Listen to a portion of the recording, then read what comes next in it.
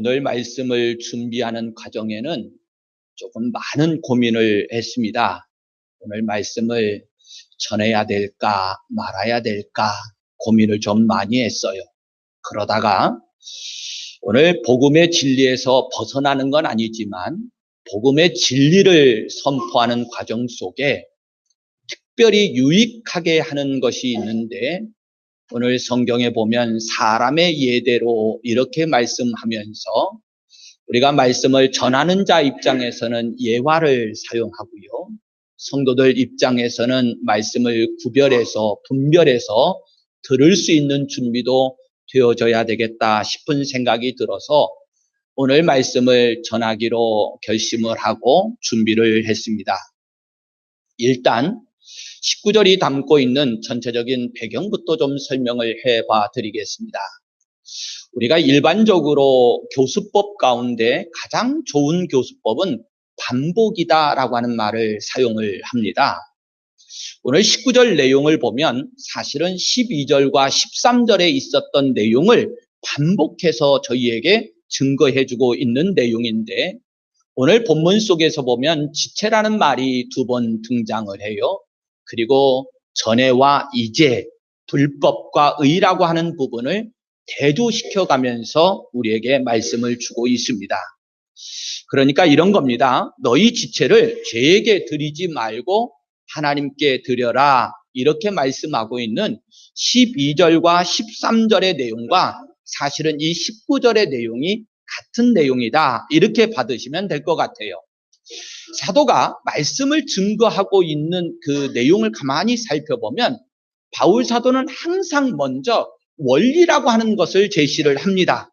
그리고 나서 이 원리를 말씀한 다음에 이것을 적용시켜 가는 과정으로 권면을 주시는데, 12절과 13절의 권면은 사실은 11절에 죄에 대하여는 죽은 자요 하나님께 대하여는 살아있는 자로 여길지어다 라고 하는 이 원리에 대해서 이제 권면으로 주어졌고, 19절 이하의 권면은 18절에서 말씀하고 있는 죄로부터 해방되어 의에게 종이 되었느니라 라고 하는 이 원리의 입각에서 권면을 하고 있는 겁니다. 그런데 이제 오늘 말씀으로 들어가야 되는데, 유념해야 될 점이 있어서 이 말씀을 나누고자 하는 거예요. 19절 앞에 보면 너희 육신이 연약함으로 내가 사람의 예대로 말하노니, 이렇게 바울 사도가 얘기를 합니다. 한마디로 바울 사도가 예화를 사용할 수밖에 없는 이유를 지금 설명하고 있다는 점인데, 우리에게 좀 가져와서 좀 생각해 보면 예화라고 하는 것은 사실은 복음은 아니지요. 그러나 이 복음을 설명하기 위한 하나의 도구로 사용하는 것인데, 일반적으로는 감동적인 삶의 이야기나 혹은 교훈이 될 만한 어떤 가르침으로 이해하기 어려운 하나님의 말씀을 깨닫게 하는데 도움을 줍니다. 예수님께서도 종종 비유를 사용하시고, 특별히 하나님 나라에 관한 부분에 있어서는 비유를 들지 않고는 말씀하시지 않았다, 이런 말씀을 해요. 비유를 왜 들을 수밖에 없었느냐면, 육신의 몸을 가지고 있는 저희들은 하나님 나라의 이 영적인 개념을 모르거든요. 보지 않았고 듣지 않았고 한 번도 경험해 본 적이 없어요. 그러니 예수님께서 천국을 말씀하실 때에 부득불 어린아이와 같은 저희들에게 들려주시기 위해서 이 세상에서 우리가 경험하고 체험할 수 있는 그런 내용을 빌려다가 비유를 들어서 설명을 하시게 된 겁니다. 그런데 바울 사도도 이와 같이 사람의 예대로 이렇게 얘기를 하면서 사람의 예를 들어서 이제 복음의 원리를 설명하겠다, 그럴 수밖에 없다, 이렇게 말씀을 주고 있는 거예요. 그런데요, 이 시대에 강단에서 설교를 해야 되는 저에게는 정말로 주의하고 깊이 있게 받아들여야 될 말씀인데, 성도님들도 다르지는 않습니다. 왜냐하면 이 시대가 여러분들이 이 자리에 오셔서 저에게만 설교를 듣는 게 아니고요, 요즘은 각종 인터넷이나 방송 매체들을 통해서 많은 설교들을 여러분들이 들으시잖아요. 근데 그 설교 가운데는 분명 복음의 본질이 있는가 반면에 예를 들어서 설명하고 있는 예화도 있을 거거든요. 그런데 우리가 듣는 것에 대한 훈련, 복음을 찾는 것에 대한 훈련이 되어 있지 않으면 사실은 주객이 전도되어지는 그런 일들이 자주 발생을 하게 됩니다. 저도 어쩔 수 없이 한 예를 들어서 이 부분을 좀 설명하고 지나가야 될 것 같은데요. 요즘은 홈쇼핑 광고 많이 하지요? 예, 홈쇼핑 광고를 보다 보면 특별히 왜 보험 상품, 금융 상품 이렇게 선전할 때 있잖아요. 홈쇼핑에서. 그런데요, 여러분들 보셔서 아시겠지만 보험 상품 같은 것들을 홈쇼핑에서 광고를 할 때 꼭 사은품을 주겠다고 광고를 해요. 그런데 이 사은품이요, 우리를 참 현혹시킵니다. 제가 한 예를 들어드리면 이래요. 어떤 자동차 보험 광고를 하는 건데 상담만 받아도 준다는 거예요. 그런데 그 상담만 받아도 주는 것이 모든 방향으로 원적외선이 방출이 되고 무슨 전천후 히터고 막 이래가지고 도대체 이게 보험 상품 광고인지 아니면 이게 사은품 광고인지를 구분을 못 하겠어요. 그러다가 온통 내 머릿속에는 뭐만 있느냐면 보험 상품은 내용이 뭔가 들어오지도 않아. 그리고서 저 사은품이 참 마음에 드는데 저걸 살까 말까? 신청을 할까? 전화를 말까? 이렇게 고민을 하다가 결국은 전화를 거면 사은품에 넘어진 거고 보험을 꼼꼼히 따지고 보면 별것 아니네? 이러고 마는 거예요. 제가 예를 이렇게 드렸습니다만 결국 저나 여러분들도 오늘 이 시간 이 자리에 오셔서 제가 복음에 대해서 여러분들 앞에 말씀을 증거하잖아요. 그런데 복음을 증거하기 위해서 바울 사도와 같이 사람의 예대로 그러면서 뭔가 제가 예화를 사용할 때가 있습니다. 그러면 여러분들의 관심과 초점은 무엇에 맞춰져 있어야 됩니까? 복음입니까? 아니면 예화입니까? 그런데요, 희한하게 나중에 설교를 다 하고 나서 긴 시간도 아니에요. 바로 오늘 설교의 제목이 뭐였습니까? 물어보면 몰라요. 오늘 설교의 본문이 어디였습니까? 그러면 생각이 안 나는데요. 그래요. 그러면 생각나는 거 한번 얘기해 보세요. 그러면 예화밖에 생각이 나는 게 없다는 거예요. 목사님이 유머스럽게 했으면 그 유머밖에 생각이 안 난다는 거예요. 그러면 결국은 우리가 앞서서 홈쇼핑 광고에서 말씀드렸던 것처럼 주객이 전도된 거예요. 우리가 이 시간 이 자리에 온 것은 설교하는 저도 복음을 선포하기 위해서 이 자리에 있는 것이고 여러분들도 이 시간 하나님의 말씀 복음을 듣기 위해서 이 자리에 있는 것인데 세상에서 윤리 도덕적으로 감동적인 이야기가 되었던지 뭔가 우리에게 교훈이 되었던 이야기 우리를 재미있고 즐겁게 해주었던 이야기만 머릿속에 남겨져 있으면 설교한 저도 실패자이고 여러분들도 사실은 말씀을 받는 순간만큼은 헛되이 시간을 흘려보냈다 그래도 틀린 얘기가 아닙니다. 예화는요 사용되어져야 되는 것 맞지만 분명한 것은 우리로 듣는 것 보게 하는 일에 있어서 즉 복음을 듣고 하나님의 말씀을 보게 하는 일에 있어서 유익한 것으로 끝나야지 주객이 전도되어지면 실패한 거라고 해도 다름이 아니에요. 자, 다시 한번 말씀을 좀 짚어가면서 이것을 중심으로 해서 조금 전개를 시켜보겠습니다. 바울 사도가 먼저 제시한 것이 뭐였느냐면 너희 육신이 약함으로 라고 하는 것을 제시를 합니다. 그러면서 내가 사람의 예대로 말한다 라고 하는 것을 끄집어내요. 여기서 바울 사도가 그러면 사람의 예대로라고 하는 것대로 뭔 예화를 사용했는가라고 하는 것을 좀 점검해 볼 필요가 있는데요. 16절부터 20절까지는 종이라는 말이 계속 나옵니다. 그러니까 바울 사도는 복음을 전하는 일에 있어서 우리 사람의 예 속에 있는 예화 속에 있는 들을 수 있는 예화를 하나 들었는데 예를 들었는데 그게 종의 비유였던 거예요.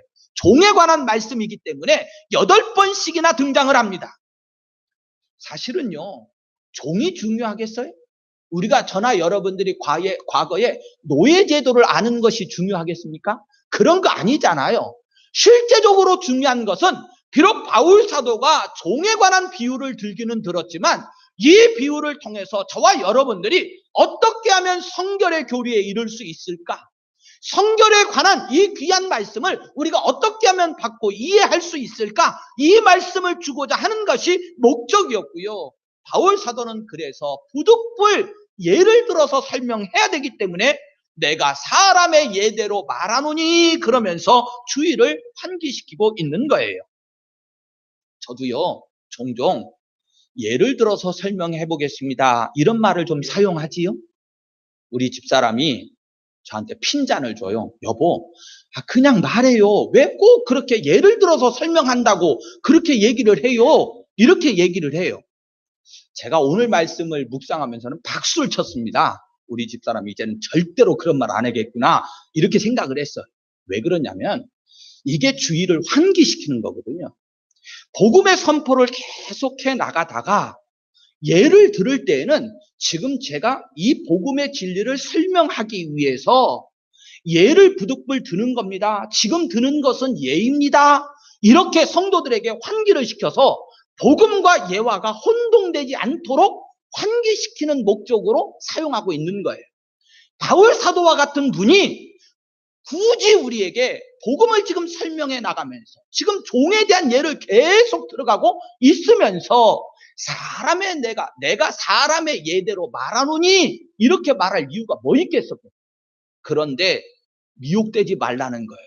예화가 복음의 진리 주의는 아니라는 거예요. 그냥 설명해 줄 뿐이니 이것은 참고만 하라고 내가 사람의 예대로 말하노니 그러면서 환기를 시키고 있어요. 그런데요, 요 부분만 나온 것은 아닙니다. 바울 사도가 기록한 부분만 좀 찾아보면 갈라디아서 3장 15절에서도 형제들아 내가 사람의 예대로 말하노니 그러면서 똑같이 사람의 예를 들고 있음을 설명을 해요. 이런 느낌을 솔직히 저는 받았어요. 말씀을 묵상하면서 바울 사도가 예화를 사용하는 일에 있어서 성도들에게 양해를 구하고 있구나. 사실은요, 여러분들이 이 시간 오셔서 말씀을 받는 시간을 가만히 한번 나누어서 얼마나 되는지 그 분량을 한번 생각해 보세요. 솔직히 제가 설교를 해봐야 30분 이상 한 적이 없습니다. 짧게는 20분, 그저 평균적인 게 25분이에요. 그런데 이 25분 설교를 하면서 제가 복음의 진리가 아닌 사람의 예대로 한 세상의 예화만 가지고 여러분들에게 설교를 하게 되면 결국 손해보는 이는 누굽니까? 성도들이잖아요. 그러니까 바울 사도도 성도들에게 부득불 제가 시간을 조금 다른 데 활용해야 되겠습니다 라고 하는 의미로 양해를 구하듯이 내가 사람의 예대로 말하노니 이렇게 말하고 있는 거예요. 그런데 사실은요, 성경을 묵상하고 설교를 해야 되는 저에게 있어서는 굉장한 궁금증이 있었습니다. 왜 그러냐면 바울 사도가 제가 몇 번 강조했던 적이 있습니다만 이런 분이 아니거든요. 바울 사도는 사실은 말씀을 쓰고 전하는 일에 있어서 원칙이 분명하신 분이었습니다. 고린도전서 2장으로 가보시면 바울 사도가 자신이 복음을 전할 때에 지혜에 권하는 말로 하지 아니하고 그러면서 이 부분을요 1절, 4절, 13절에 가보면 거듭거듭 강조를 해가면서 오직 내가 알고 있었던 모든 세상 것들은 다 배설물처럼 여기고 혹여 내가 너희들에게 전한다 할지라도 세상에 지혜롭다 하는 말 그런 말 사용하지 않겠다. 오직 복음만 증거하겠다. 이런 분이었잖아요. 원칙이 분명하신 분이었거든요. 그런데 오늘 본문에서는 이해를 돕기 위해서 부득불 사람의 예대로 말한다. 이렇게 말하고 있는 거예요. 그러니 제 입장에서는 궁금해지지요. 여러분들은 안 궁금하십니까? 복음 증거의 원칙을 분명하게 가지고 계셨던 분이 예외 조건적인 내용을 사용하면서 사람의 예대로 말씀하고 있다는 거예요. 그 이유가 뭘까? 결국은 찾아보니 설명하고 있었습니다. 19절에 너희 육신이 연약함으로 이렇게 말씀을 해요. 여기서 육신이라는 단어가 쓰여졌습니다만 의미상으로는 우리의 신체가 약하기 때문이다. 그런 것 아니에요. 또 우리가 뭔가 강단에서는 합당치 않은 용어지만 좀 사용해보면 무식하기 때문에 그런 말을 한다. 이거는 더더욱 아닙니다. 바울 사도가 고린도 교회에 대해서 한 말, 고린도전서 3장 2절에 있는데 내가 너희를 젖으로 먹이고 밥으로 아니하였느니 이는 너희가 감당하지 못하였음 이거니와 지금도 못하리라 이런 말씀을 하셨는데 이런 내용입니다. 영적으로 연약하기 때문에 예를 들어서 말하지 않을 수가 없다. 이런 뜻을 담고 있어요. 히브리서는요, 바울 사도가 기록했느냐 아니냐를 가지고 좀 논란이 있는 성경입니다. 히브리서가 그래요. 일단은 저는 전제를 바울 사도가 기록하지 않았다 이런 전제를 가지고 말하겠습니다. 이 히브리서는 다른 저자가 기록했던 바울 사도가 기록했던 여기에도 비슷한 내용이 나오는데 5장 11절을 가보면 멜기세덱에 관하여는 우리가 할 말이 많으나 너희가 듣는 것이 둔함으로 설명하기 어려우니라 이렇게 말해요. 멜기세덱이 혹시 누군 줄 아시죠? 누구십니까? 예, 아브라함 때로 거슬러 올라가야 되는데 긴 시간이 필요하니까 많은 설명을 하지 않고 아브라함 때문에 롯을 구하고 와서 멜기세덱이라고 하는 제사장에게 이제 11조의 예물을 바치는 내용이 나와요. 뜬금없이 멜기세덱이 등장을 하거든요. 그리고 이후에 이제 멜기세덱의 반차를 따라 나오는 설명들이 있습니다. 어찌되었던 이 내용은 정말로 난해 구절이고 설명하기가 어려운 구절인데 바울 사도는 얼마든지 설명할 수 있었다는 거예요. 이 부분에 대해서도 할 말이 참 많다는 거예요. 그럼에도 불구하고 너희들이 영적으로 아직 둔해서 설명하기가 어렵다. 이런 표현을 사용하고 있습니다. 이런 내용들은 너희 육신이 연약함으로 라고 하는 뜻을 사용을 해서 우리가 영적으로 아직 조금 순화된 용어로 쓰면 어린아이와 같아서 이렇게 말할 수 있어요. 근데 사실은 이 부분은 그냥 우리가 일반적인 이치로 생각해 봐도 쉽게 납득이 되어지는 부분인데요. 저나 여러분들이 과거에는 우리가 이제 바울 사도가 요 시점에서는 과거의 그때와 이제를 현재를 나누어서 설명하잖아요. 이분법적으로 설명을 하는데 우리가 죄 아래 있었을 때에는 우리 존재가 과거의 죄의 밑에 사탄의 종로를 살 때에는 영적으로 생각하면 어떤 존재였냐면 죽었던 존재였잖아요. 그리고 거듭났다는 표현을 쓰지요. 다시 태어났다라고 하는 표현을 써요. 그러면 우리의 심령이 거듭났을 때 누구를 막론하고 그는 영적인 어린아이잖아요. 거듭났는데 다시 태어났는데 어른으로 뻥튀기 돼가지고 태어난 것 아니잖아요. 보세요. 베드로전서 2장 2절에 갓난 아기들 같이 순전하고 신령한 젖을 사모하라. 이는 그로 말미암아 너희를 구원에 이르도록 자라게 하려 함이라 이렇게 말씀을 합니다. 여기서도 분명히 갓난 어린 아이로 표현을 하고 있는 거예요. 그래서 바울 사도는 너희 육신이 약함으로 아직 영적으로는 어린아이이기 때문에 내가 사람의 예대로 마치 우리가 밥을 먹이지 아니하고 젖을 먹이는 심정으로 너희들에게 말씀한다, 말을 한다 이렇게 말하고 있는 거예요. 자, 성도 여러분, 이 부분도 조금 오해가 될 것 같아서 좀 풀어서 설명을 해보겠습니다. 우리는 늘 우리가 눈으로 보여지는 것들을 경험하고 살아가기 때문에 뭔가 세상적으로 많이 배우면, 즉 지식으로 똑똑한 사람이면 그런 사람들은 하나님의 말씀, 성경도 잘 분별하고 이해하고 이 하나님의 말씀도 양식으로 잘 받아들일 것이다 이렇게 생각하기 쉽잖아요. 뭔가 대학교를 나오고 박사를 가지고 있으면 하나님의 말씀도 잘 받아들일 것 같고 또 초등학교도 못 나오고 그러면 하나님의 말씀도 우둔할 것 같고 이런 생각들을 많이 하시잖아요. 그런데 제가요 성경적 원리로만 증거를 하면 아니요 절대로 그렇지 않습니다. 누가 되었던지 어린아이 더더군다나 바울 사도 같은 경우를 보세요. 바울 사도 같은 경우에는 가말리알 문화에서 배웠던 사람이에요. 그럼에도 불구하고 그 스스로가 깨달은 바가 뭐였느냐면 그런 모든 것들이 오히려 나한테 하나님을 만나게 하고 복음을 영접하는 일에 있어서 거침돌이 되었다는 거예요. 그래서 그는 스스로 그런 모든 것들을 다 배설물처럼 여겼다 이렇게 선언을 합니다. 오히려 세상에서 잘났다고 하는 것이, 세상에서 배우고 똑똑하다는 것이, 내가 예수 오래 믿고 경험했다라고 하는 이 모든 것들이 오히려 우리를 무엇하게 만드느냐? 복음을 만나는 일에 있어서 방해 요소가 되는 거예요. 오늘 베드로 사도가 말씀하고 있는 것과 같이 저와 여러분들이 갓난아이 같이 되어져서 신령한 밥이 아니고 젖을 사모해야 될 줄로 믿습니다. 그럴 때 우리의 마음은 깨끗한 심령이 되어지고 어린아이와 같이 되어지고 오히려 하나님의 말씀이 저와 여러분들에게 임하여서 저나 여러분들을 성장시켜 나아가고 복음의 진리를 깨닫게 만들어주고 그리고 하나님 앞에 장성한 분량에 이르러가는 거예요.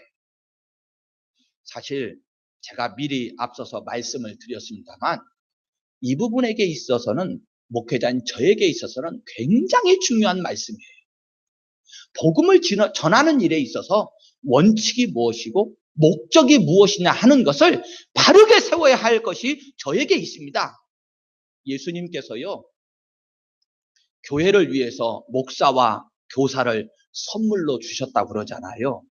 자, 에베소서 4장 12절에 보면 왜 목사와 교사들을 선물로 주셨느냐? 이는 성도를 온전하게 하며 봉사의 일을 하게 하며 그리스도의 몸을 세우려 하심이라 이렇게 말씀을 합니다. 성도를 온전하게 한다. 바로 이어서 13절에서는 그리스도의 장성한 분량이 충만한 데까지 이르리니 이렇게 말해요. 한마디로 성숙한 그리스도인들을 만들어가기 위해서 오늘 목사와 교사를 교회에 선물로 주셨다 이렇게 말씀을 해요. 저는 이 말씀을 받으면서 이런 생각을 했습니다. 참 한 사람을 양육하고 세워가는 일이 쉽지 않은데 예를 들어 드리면 이런 겁니다. 한 사람을 사람답게 양육하는 일 쉽지 않잖아요. 가정 속에서도요. 우리 부모님들이 자녀들을 양육하면서 표현을 이렇게 하시죠. 등골이 휜다, 등골이 빠진다 이러잖아요. 내 자식도 한 사람 양육해서 인재를 만드는 일이 쉽지 않다 그런 말이 얼마나 어려운 문제였느냐. 그런데 목회자로 서 있는 저는 정말로 등골이 빠지는 것과 같은 심혈을 기울여서 말씀을 준비하고 성도들을 양육하고 있는가 회개도 되고요. 또 한편으로 우리 풍북교회도 다음 세대를 양육하는 교회라고 100주년을 맞이해서 다음 200주년을 바라보면서 이 말씀을 받았고 또한 이 말씀 앞에 기도의 제단을 쌓고 여러 기관과 조직들을 각 주일학교 부서와 연결시켜 주어가면서 다음 세대를 양육하자고 했는데 여러분들은 얼마나 심혈을 기울여서 얼마나 교회가 하나 되어져서 등골이 빠지는 것 같은 노력을 들여서 다음 세대들을 양육하고 있는가라고 하는 것을 생각해 보니 너무나도 회개가 되어졌어요. 다시 본문으로 좀 돌아와 보겠습니다. 로마서의 과정을 잠시 설명하고 이제 마무리를 지을 건데 여러분 로마서를 우리가 공부하고 있잖아요. 계속 이 말씀을 따라가고 있잖아요. 로마서를 기록해서 바울 사도가 로마 교회에 보낸 목적이 무엇인가를 먼저 분명히 밝혔는데 계속 그 목적을 따라서 가야지 그 목적을 잊어버리면 말씀이 곁길로 가게 돼 있습니다. 성도님들도 마찬가지예요. 성경을 보는 일에 있어서 하나님께서 이 성경을 나에게 왜 주셨는가라고 하는 것을 분명한 목적을 알고 하나님의 말씀을 만나야 그 말씀이 왜곡되지 않고 나로 하여금 진리 가운데로 인도하면서 나를 성숙한 신앙인으로 만들어줄 수 있는데 로마서 1장 11절에 밝혔잖아요. 어떤 신령한 은사를 너희에게 나누어 주어 너희를 견고하게 하려 함이니 로마서를 기록해서 보낸 목적이 너희로 하여금 견고하게 세우기 위해서라고 말씀하고 있는 거예요. 또한 바울 사도는 골로새서 1장 28절 29절에도 이렇게 말씀합니다. 우리가 그를 전파하여 각 사람을 권하고 모든 지혜로 각 사람을 가르침은 각 사람을 그리스도 안에서 완전한 자로 세우려 함이니 이를 위하여 나도 내 속에서 능력으로 역사하시는 이의 역사를 따라 힘을 다하여 수고하노라. 아멘. 성도 여러분, 가르치는 선생님이 잘해야 되는 것도 맞지만 그러나 가르침을 받는 학생들도 어떻게 해야 됩니까? 제가 어려서 그렇게 공부했더라면 나도 잘했을 걸. 그런 생각이 드는 것이 꼭 예전에 우리 때는 숙제를 참 많이 내줬습니다. 어때요? 그랬지요? 네, 숙제 참 많이 내줬어요. 그리고요, 선생님들이 공부를 잘 하려면 선생님하고 눈맞춤을 잘해야 된다. 앞자리로 앉아라. 우리 때는 뭐 앞자리로 앉을 기회가 없었어요. 저는 좀 키가 그때 당시는 커가지고 맨 뒤에 앉았거든요. 어쩔 수 없었어요. 요즘은 자율입니다. 그래서 앞자리로 앉을 사람은 미리미리 와가지고 일찍 와서 앞자리에 앉으면 그 자리가 그 자리 공부 자리래요. 요즘은. 똑똑한 선생님들은 그렇게 하셔요. 무엇을 제가 말씀을 드리냐면 맞아요. 저도 오늘 주신 말씀처럼 수고를 다해서 오직 복음 진리를 잘 전해서 우리 성도님들을 가르치고 양육하는 일에 최선을 다해야 되는 건 맞습니다. 그런데 성도님들도요, 초점을 맞춰 주셔야 돼요. 목회자가 말씀으로 어떻게 여러분들을 이끌어가고 있는지 순종하면서 잘 따라오셔야 됩니다. 저는 말씀을 이렇게 전했는데 여러분들은 딴 생각만 하고 있어요. 그리고 엉뚱한 소리만 해. 그러면 선생님도 힘이 빠져요. 목회자도 힘이 빠져. 정리하겠습니다. 사랑하는 성도 여러분, 바울 사도와 같이 전하는 원칙이 분명했던 분도 사람의 예대로 말한다 이럴 때가 있습니다. 그러나 이 사람의 예가요, 얼마나 위험한 요소도 담고 있는지 몰라요.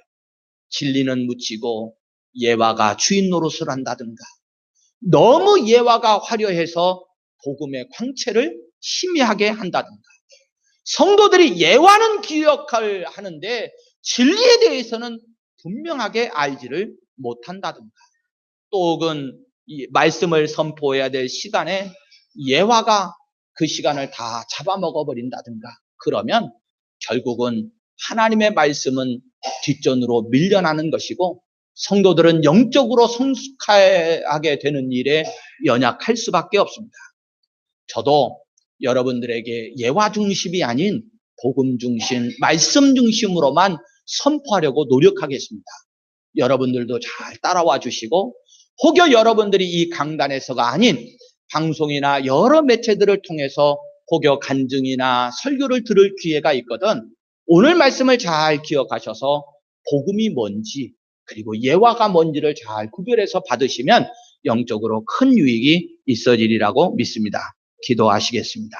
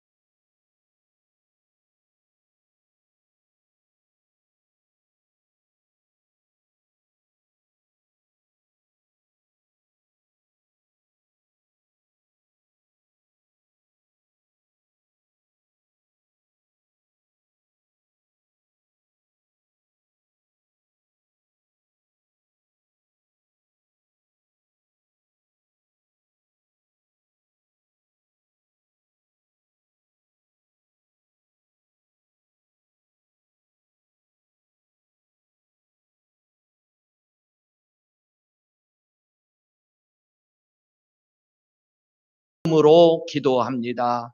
아멘.